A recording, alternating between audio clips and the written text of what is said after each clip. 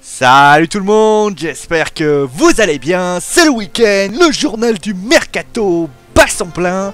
Et donc au programme de l'émission d'aujourd'hui, vous aurez tout d'abord, vous aurez Kylian Mbappé, et oui pour pas changer forcément. On parlera ensuite d'Alvaro Morata, on ira ensuite voir Antoine Griezmann, pour continuer avec Angel Di Maria et pour terminer avec l'AS Saint-Etienne.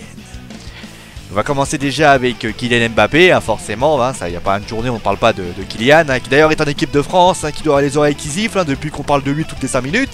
Mais Kylian Mbappé, il est à nouveau prétendant, et oui, après Manchester City, après Liverpool, après le Real Madrid, voici donc un club qui a vu un homme prolonger jusqu'en 2019, vous l'avez compris.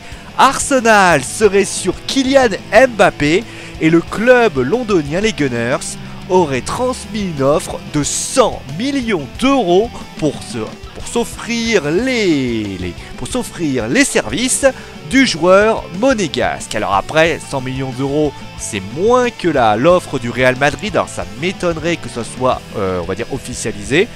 Mais en tout cas, si cela venait à être fait, il faut quand même reconnaître une chose.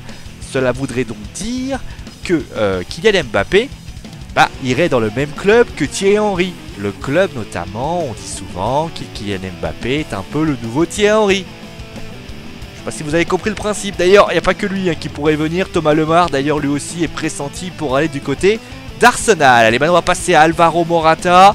Alors, c'est pas une surprise, on en parlait il y a quelques jours, la semaine dernière ou quelques jours auparavant. Alvaro Morata, va s'engager avec le Milan AC pour une somme, accrochez-vous quand même, de 60 à 70 millions d'euros. Et oui quand même, le Milan AC qui a eu des investisseurs chinois. Alors forcément, le jackpot est de mise. Donc le Milan AC d'ailleurs qui pourrait aussi s'occuper de Serge Aurier. Il y a une proposition pour Serge Aurier. On verra d'ailleurs si l'Ivoirien acceptera ou non la proposition. Mais en tout cas, Alvaro Morata, qui n'était pas vraiment titulaire au Real Madrid, devrait poser ses valises du côté de Milan. Continue ensuite avec un autre club qui lui restera à l'Atlético Madrid, c'est Antoine Griezmann. Il l'a confirmé sur son compte Twitter. Alors je vais vous le relire parce que c'est en espagnol. Alors il a dit sur son compte Twitter Ahora más de nunca, alors mon accent est pourri, hashtag Athletic, hashtag Todos Juntos. Voilà, ça veut dire maintenant plus que jamais, Atlético, hashtag tous ensemble. Donc, si je vous le traduis, Antoine Griezmann va donc rester à l'Atlético Madrid, ce qui n'est pas résolument une surprise. On rappelle l'information qui est arrivée hier soir. L'Atlético Madrid a donc été confirmé sur l'interdiction de recrutement qui avait été donnée par la FIFA, et donc ils ne peuvent pas recruter, ils ne laisseront donc pas ces joueurs partir. Et donc Antoine Griezmann, qui avait laissé entendre peut-être un transfert avec Manchester United, devra a priori décider de ne pas aller dans le club mancunien et donc essayer de se faire voir par les supporters. Mais est-ce que cela va être fait? On rappelle d'ailleurs que un dénommé Fernando Torres avait été assez dur vis-à-vis de son coéquipier par rapport à ses déclarations. On continue maintenant avec un autre qui ne quittera pas le Paris Saint-Germain, c'est Angel Di Maria.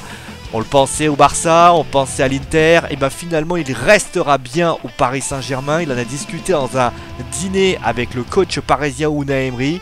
Il veut continuer. Alors son contrat finira quand même en 2019, ce qui peut signifier qu'il a... D'ailleurs il a fait une bonne saison, donc forcément peut-être qu'il a envie de montrer certaines choses, preuve de fidélité, et aussi peut-être qu'il s'entend bien aussi avec Unai Emery qui a pu le remettre en scène, ce qui peut vouloir dire tout simplement que pour Angel Di Maria, Paris en tout cas gardera bien son joueur argentin. Et on termine donc avec l'AS Saint-Etienne. Alors vous le savez, Christophe Galtier, ça fait quand même pas mal de temps qu'il était là. Il a quitté donc l'AS Saint-Etienne. Pour où ça, je ne sais pas. On le souhaite bien sûr le meilleur du monde. Et tout le prend la main.